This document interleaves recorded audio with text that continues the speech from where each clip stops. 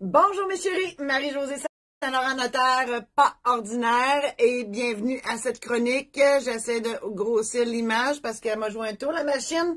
La machine, elle m'a écouté tantôt, là, elle m'écoutait plus. Hein? Bon, là, je suis toute seule. Ben, Martine n'est pas loin, mon adjointe est pas loin, mais comme il reste peu de journées avant les fêtes, j'essaie de maximiser son temps et mon temps et tout le monde pour qu'on puisse arriver à faire tout ce que je me suis tout ce que j'ai prévu faire avant les fêtes, parce que je dois vous dire dès à présent, durant le temps que je fais la technique en même temps que je vous parle, je dois vous dire que je serai en congé parce que oui, j'ai besoin d'un congé. La notaire pas ordinaire est à bout de souffle. Là, je suis en train de partager sur la page de notaire et sur le groupe parce que j'ai fait des rodages. Pour ceux qui ne le savent pas, je suis maintenant jovialiste. J'essaie humblement de remplacer Jean-Marc Chaput, hein, notre jovialiste national qui est décédé malheureusement. Et je dis humblement parce que c'était un personnage, cet homme. Et je fais mes rodages une fois par semaine. Donc, ça m'amène... Puis c'est un rodage, fait que nécessairement, il faut que je retravaille le truc beaucoup. Et c'est très demandant comme énergie, mais j'adore ça, là, on s'entend. Et donc, je serai absente. Ben, je vais être sur les réseaux, inquiétez-vous pas. Je vais continuer à faire mes petits mots drôles puis tout, parce que ça, je peux pas m'en empêcher. Mais la chronique notariale va avoir un congé jusqu'au 12 janvier. Donc, je serai de retour le 12 janvier. Et Martine, elle m'écoute de l'autre côté. Martine, avant je l'oublie, il faut que tu me fasses une pub. Je me rappelle plus si on l'a fait. La pub pour dire qu'on revient le 12 janvier. Je pense qu'on l'a fait, mais j'ai tellement d'affaires dans la tête, c'est hallucinant.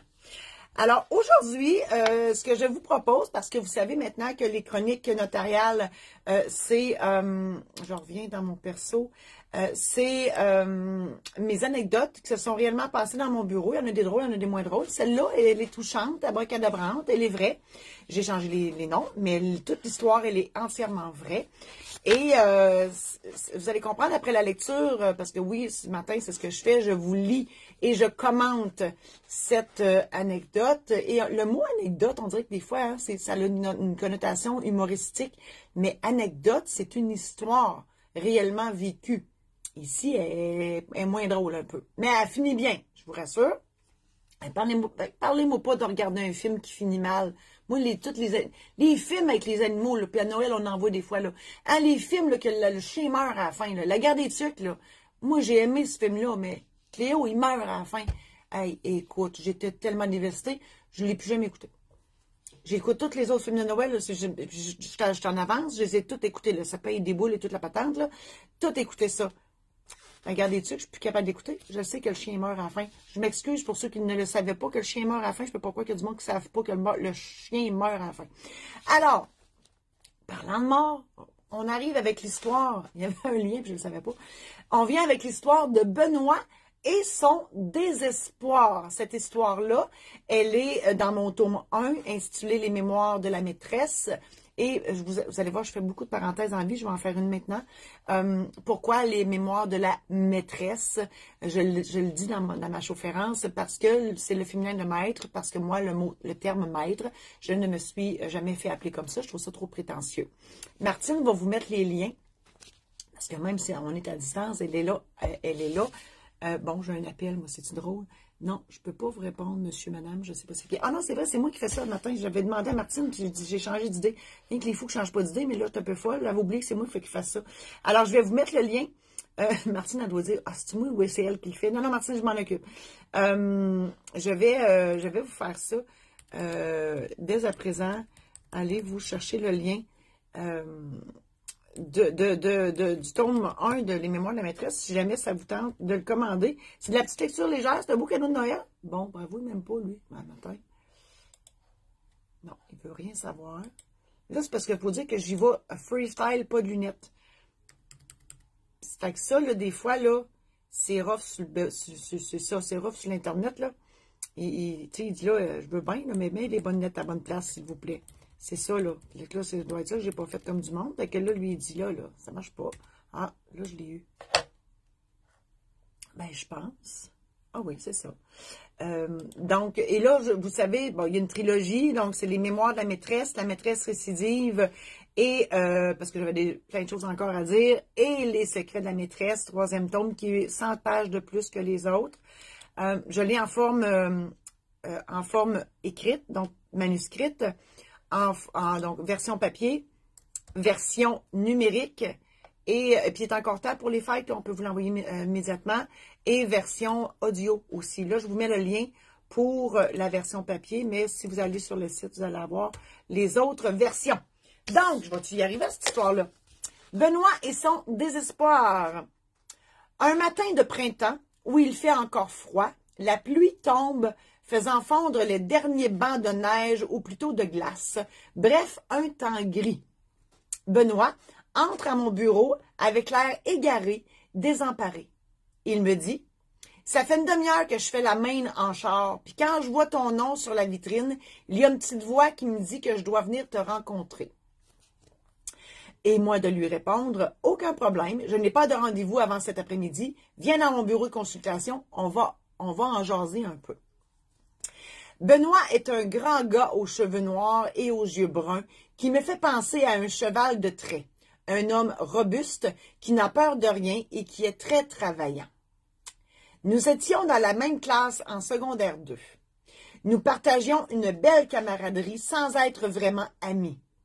On s'appréciait mutuellement et nous avions bien du plaisir à jaser. Benoît est un bon vivant qui adorait agacer les filles, dont moi. Cette année-là, dans cette classe-là, nous étions 3 filles de la ville et 23 gars de la campagne. Ça mettait beaucoup de couleurs dans nos journées. Effectivement, c'était assez rock'n'roll. Le prof, elle avait plein ses bottes des fois. Pas après moi je te sage comme une image. Après cette année-là, Benoît, vous avez le droit de le croire ou pas, après cette année-là, Benoît et moi avions continué à nous jaser et lui persistait à m'agacer comme il savait si bien le faire. Faut dire qu'il avait de la matière pour se faire, car j'étais la fille du maire de la ville. Oui, j'étais une urbaine en plus. De plus, je portais un corset orthopédique en gros plastique rigide pour soigner une scoliose que j'ai eue tout le long de mon secondaire. Confidence ce matin. Hein? Les moqueries n'étaient jamais mal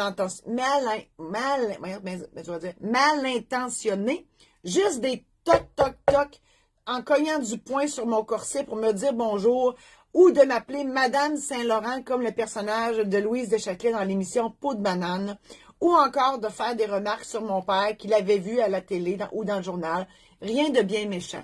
Effectivement, tout mon secondaire, oui, j'étais la fille du maire, donc j'étais habituée d'être on the spot, moi, déjà, parce que mon père, oui, il passait à la TV, passait dans le journal, il était plus partout, sauf à la maison. Moi, si je voulais savoir si mon père était à la maison, je faisais beaucoup d'insomnie quand j'étais petite. Je faisais juste regarder si son paquet de cigarettes était sur le comptoir, je disais, OK, paye dans la maison, pas de problème.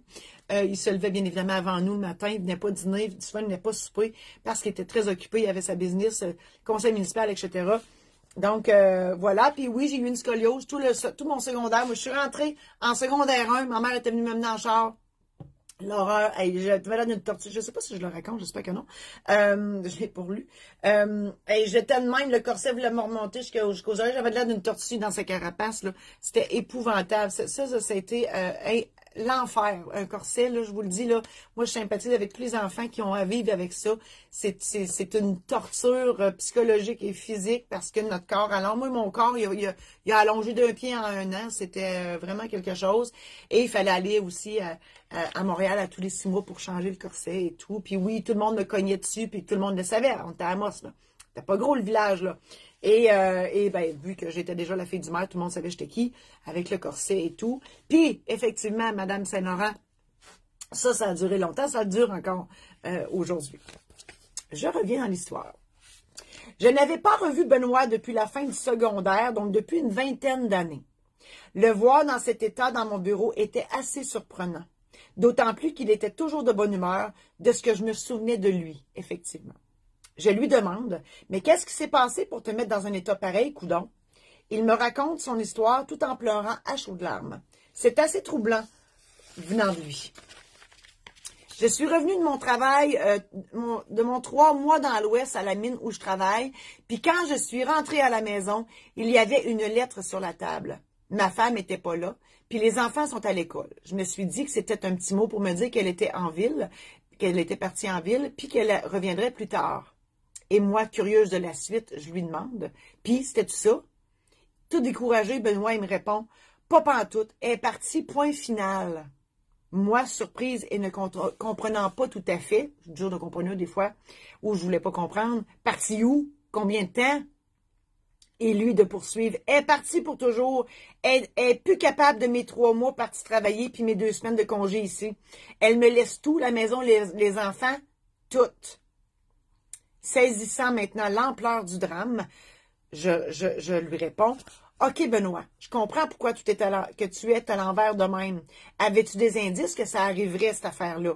Vous étiez-vous chicané récemment? » Benoît, le visage tout mouillé, me répond, « Pas vraiment. Ça nous arrivait de se pogner de temps en temps, mais pas de là à tout crisser là, me semble.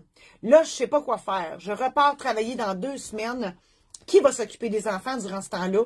Ça prend quelqu'un pour les ramener en ville pour leurs activités. Ils feront pas 50 km de marche aller-retour pour leurs cours de musique puis de basket certains. Ah, puis je pense que je vais m'en aller au ciel et ça va régler tous les problèmes, ça. Jamais je croirais qu'elle s'occupera pas des enfants si je suis plus là quand même. Fait que tu vas me faire mon testament. Je vais léguer tout ce que j'ai à mes 3 enfants. Mon frère va gérer tout ça. Puis je vais partir pour un monde meilleur. Puis tout le monde va être content. Wow! C'est la première fois que j'étais confrontée à ce genre de situation. Qu'est-ce qu'on est supposé dire à quelqu'un qui veut s'enlever la vie? D'autant plus que je connais Benoît et que je ne veux pas qu'il nous quitte. Non, non pas que je m'en préoccupais moins si c'était un étranger, là. Non, mais vous comprenez vraiment, certainement ce que je veux dire. Hey, écoute, moi, un souvenir de jeunesse, 2 pattes, qui est super de bonne humeur d'habitude. Là, il braille sa vie, il veut s'en aller. Puis moi, effectivement, ça faisait pas si longtemps que j'étais notaire, ça devait faire 2-3 ans que j'étais notaire. Et ça, c'est des choses qu'on n'apprend pas à l'école. Comment tu ramènes ça? Ma petite voix qui est ici, mon intuition, que j'ai récemment appelé Georgette. Je pense que ça va rester. Mon ego s'appelle Jean-Guy, puis ma petite voix s'appelle Georgette. Mon intuition. Nous avons discuté longuement ensemble l'univers où mes guides, ou Georgette, mon intuition, m'ont éclairé sur ce que je devais transmettre comme message à Benoît. Je lui fis part de mes pensées. Tu peux pas t'en aller de même, Benoît, voyons donc. Tes enfants ont besoin de toi. T'es leur père, pense-y. Si toi, t'avais pas eu ton père pour grandir dans ta vie, puis en plus, c'est même pas sûr que la mère va revenir. D'ailleurs, tu sais même pas elle est où. Le meilleur service que tu peux rendre à tes enfants est pas de disparaître de leur vie. Au contraire, c'est d'être présent plus que jamais pour qu'ils se sentent aimés et protégés. Moi, c'était ma théorie, là. Georgette, elle m'avait jasé ça. Et effectivement, dans ma tête, je me disais, voyons, si lui s'en va, si la mère ne revient pas, qui c'est qui va s'occuper des enfants? Déjà, voyons, Seigneur, ils sont persistants sur le téléphone dans ma tête. Déjà que, ça m'a troublé, le téléphone. Déjà que la mère avait sacré son camp, puis là, les enfants, il fallait qu'ils mettent les enfants au courant de ça. Si en plus qu'ils apprennent que le père est parti, voyons, ça n'a aucun sens. En tout cas, dans ma tête. Hein. Après notre discussion, il était encore fragile. Je ne pris aucun renseignement pour faire son testament et nous sommes allés dîner ensemble. Je fais jamais ça. Mais là, ma petite voix, toujours elle, me disait qu'il avait encore besoin de jaser. Et parce que c'était Benoît, j'y suis allée. Durant le repas, nous avons discuté de la manière qu'il s'y prendrait pour annoncer aux enfants la nouvelle du départ de leur mère et de quelle façon ils pouvaient s'organiser pour que quelqu'un s'occupe d'eux quand ils repartiraient travailler. Je ne me rappelle pas de tous les détails, mais de mémoire, ce sont les parents de Benoît qui ont pris la relève pour les enfants. Quand nous nous sommes quittés après le dîner, j'ai fait promettre à Benoît de revenir me voir la semaine suivante pour me faire un rapport des événements. À cette deuxième rencontre, Benoît m'a remercié de lui avoir sauvé la vie. Il a ajouté que, sans moi, il serait parti ce matin-là. Sachant qu'il était sauvé, il m'a demandé de faire son testament, ce que j'ai accepté. Il a décidé de léguer tous ses biens à ses enfants mineurs, en précisant qu'il ne toucherait pas au jackpot. Hein? Le jackpot, c'est comme ça que j'appelle ça, moi, le jackpot, l'héritage. Avant l'âge de 25 ans, en prévoyant, ça c'est l'âge que je vois le plus souvent, le 25 ans, en prévoyant que son frère en premier et sa sœur en deuxième agiront à titre de liquidateur. Celui-ci aura l'obligation d'administrer les biens légués aux enfants tout en donnant à ces derniers de l'argent selon les besoins spécifiques de chacun, mais en gardant à l'esprit qu'il faut gérer le tout en bon père de famille. Ça me fait rire cette expression-là, en bon père de famille. C'est dans le code civil. C'est quoi un bon père de famille? T'sais, on comprend là, que c'est un protecteur, c'est un pourvoyeur, mais il gère ça, là, effectivement. Et moi, dans les testaments que je rédigeais, on dit pour leur fournir nourriture, vêtements et logement, de leur permettre de continuer leurs études ou pour satisfaire d'autres besoins du même genre. Et besoins du même genre, ça peut être pour une voiture, acheter une maison. Ça peut être, tu sais, dans le fond, c'est toutes les dépenses qui sont nécessaires à faire évoluer les enfants dans la vie. Hein? Donc, s'il y a un garçon, puis que lui, il veut avoir une motocross, parce qu'il veut avoir une motocross, point final, ça se peut que le liquidateur, il dise, essaie de travailler un petit peu pour en ramasser la moitié, puis je vais fournir l'autre moitié. Hein? Mais par contre, s'il est rendu qu'il en fait des compétitions, puis qu'il veut faire ça dans la vie, puis qu'il est bon, puis qu'il peut aller loin, bien, le liquidateur, il va lui demander comment ça coûte, puis il va l'acheter. Hein? C'est comme la petite fille, elle veut aller magasiner à New York, parce qu'elle veut aller magasiner à New York. Mais ça se peut que le liquidateur, il dise la même affaire, ramasse son argent, puis tu me diras comment ça coûte, puis je te fournirai le billet d'avion, c'est tout. Mais si elle veut aller étudier en design de mode à New York, puis qu'elle va en faire une carrière, comment ça coûte? Hein? Tout est relatif dans la vie. Alors, je continue dans l'histoire. Quand je me suis levée ce matin-là, je n'avais aucune idée que je sauverais une vie. Je remercie tellement l'univers et tous ceux qui se trouvent là-haut de me guider dans ce genre de situation pas évidente du tout. Moi, je crois en l'univers. C'est ma force supérieure à laquelle je crois. Croyez en celle que vous voulez, là. Hein? Dieu, Bouddha, Allah, Jéhovah, John Lennon, la poudre, les extraterrestres. Croyez en celle que vous voulez. Moi, je crois en l'univers. J'ai vraiment l'impression que j'ai cette vocation, entre guillemets, ou que j'ai été choisie, non pas pour sauver des vies nécessairement, mais pour dire les mots qu'il faut au bon moment. Et là, je parle toujours de Georgette. Tu sais, je lis ce petit morceau-là. Moi, je pense qu'on l'a tous, là. Et moi, plus j'avance en âge, plus Georgette me parle, puis plus je l'entends, puis plus je l'écoute. Quand je ne l'écoute pas, je suis dans la merde. Je vous le dis, écoutez votre Georgette, vous aussi. La vie est merveilleuse quand on l'écoute. Ma profession de notaire aidant, bien sûr, car ce ne serait pas la même chose si j'étais une douanière, mettons. C'est sûr que ma Georgette, je ne sais pas ce qu'elle dirait si j'étais douanière. Peut-être qu'elle me dirait qu'il y a un couteau dans ses poches, je ne sais pas. 20 ans plus tard, Benoît est revenu me voir pour me donner de ses nouvelles. Et tout allait très bien. Les enfants étaient devenus des adultes âgés de plus de 25 ans et tous étaient tirés d'affaires. Il en a profité pour faire des modifications à son testament pour remplacer son frère et sa sœur comme liquidateurs par ses propres enfants, successivement du plus vieux au plus jeune. Ça arrive souvent. Et effectivement, quand vous êtes rendu, parce qu'un testament, c'est pas vrai qu'on en fait un dans la vie puis que c'est fini, là. On en fait 3, 4, moi je suis rendue à 7, 8, là. Oui, j'ai eu une vie amoureuse trépidante. Je n'ai pas eu 25, on s'entend, là, mais un peu. Pas beaucoup, mais j'en ai eu quelques-uns. Bon, qu'est-ce que je t'ai rendu, là, perdu le fil. Oui, c'est ça. Donc, effectivement, quand, mettons, vous avez prévu dans votre testament que vous dites que vos enfants vont toucher à ça à 25 ans, mais là, s'ils sont tous à 30 ans, ça ne lui tentera pas que ce soit mon oncle et ma tante qui gère ça. Puis mon oncle et ma tante, ça ne lui tentera pas non plus de faire ça. Donc, c'est là qu'il faut faire une modification. Et si c'est seulement ça qu'on modifie, ben ça se fait par un codicile, tout simplement. Quelques années plus tard, une des filles de Benoît a retenu mes services pour l'achat de sa maison. Quand elle est entrée dans mon bureau, elle m'a dit avec fierté, « Je suis la fille de Benoît. » Je ne sais pas ce qu'elle sait exactement de ma relation avec son père. Relation amicale, on s'entend. Mais une chose est sûre, c'est que je venais encore une fois d'avoir la confirmation que le fameux jour gris du printemps où Benoît est entré dans mon bureau, j'avais vraiment fait une différence. Non pas juste pour Benoît, mais pour ses 3 enfants aussi.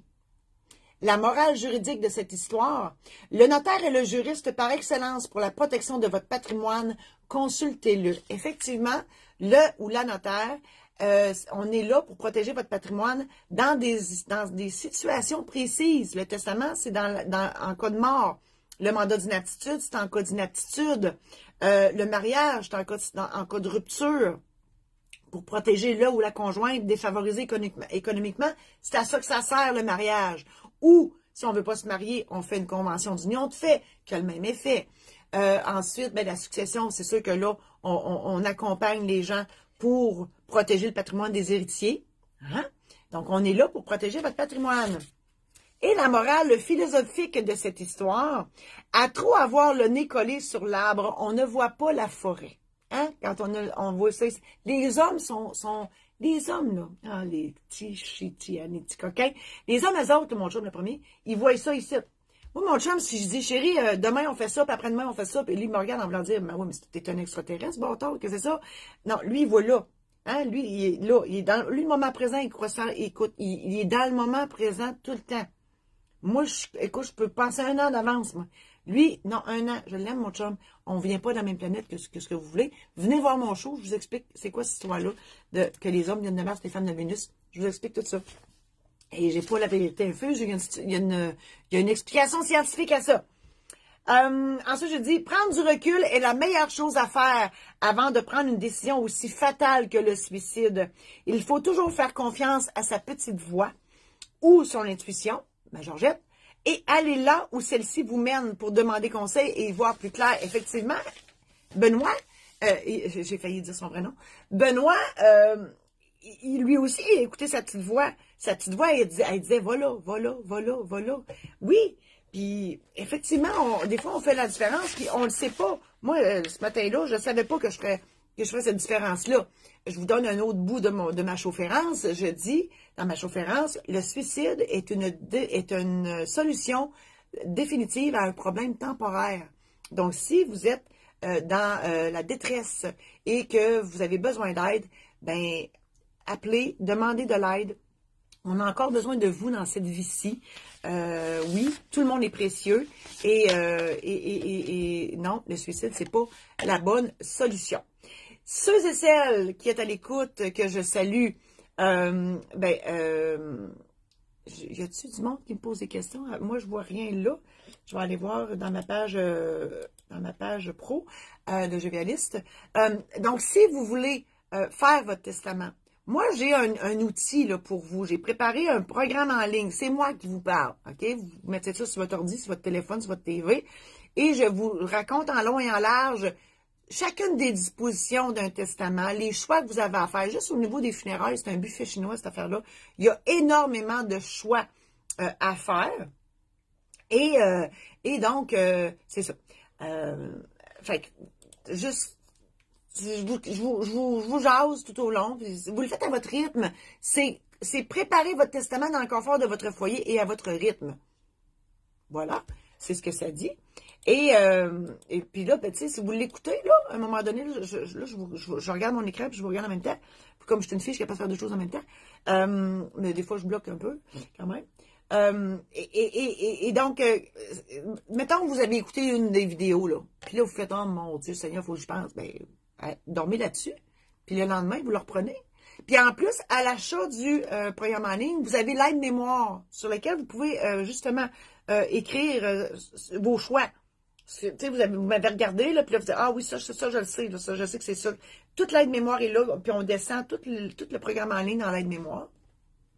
Et si vous ne voulez pas avoir le programme en ligne, mais vous voulez quand même avoir l'aide-mémoire, parce que l'aide-mémoire, là, c'est ça qui va faire en sorte que vous allez avoir une idée claire de ce que vous voulez dire au notaire. L'idée, c'est de vous familiariser avec le jargon du notaire, puis de ne pas arriver là avec, tu sais, comme l'air d'un chevreuil avec devant deux lumières de char, là, de comprendre ce qu'il dit, de comprendre ce qu'il veut, de comprendre ce que vous allez faire là.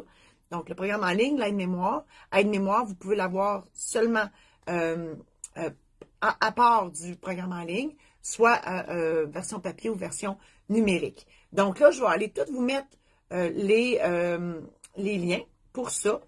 Et voilà. Et je vous remercie infiniment parce que ce que je peux voir, là, il n'y a pas de personnes qui posent des questions. Mais tu sais, vous pouvez me commenter, puis même après, une fois que j'ai fini, là, moi j'aime ça, avoir vos feedbacks parce que vous pouvez me le demander, là, si c'est vrai là, que c'est une vraie histoire, puis blablabla. Puis oui, je peux vous le dire, là, ça arrive très souvent que Georgette me parle de même, puis que je perçois les choses. Puis mes livres sont remplis d'histoires où Georgette, c'est la vedette. Parce que oui, je perçois puis je suis une hypersensible, je perçois les émotions des gens. Donc, oui, ça transparaît beaucoup dans mes livres. Voilà. Alors, merci infiniment d'avoir été là aujourd'hui avec moi. Écrivez-moi vos commentaires. Vous pouvez me les envoyer en privé aussi. Ça me fait toujours plaisir. Remarques constructives aussi, parce que moi, je prends tout constructivement. Ça me fait toujours plaisir de vous lire. Donc, j'irai mettre les liens. Et j'en profite pour vous souhaiter de joyeuses fêtes. Soyez prudents. Profitez-en. Et je vous invite à visiter mon site internet marie-josée-saint-laurent.com pour tous mes produits. J'offre plein de choses, là. OK? Je suis plus notaire, là, mais j'ai changé de vie. Donc, tout est là. Je vous invite aussi à visiter mon site internet maison d'édition au singulier saint-laurent.com pour mes parutions, donc mes livres, l'aide-mémoire.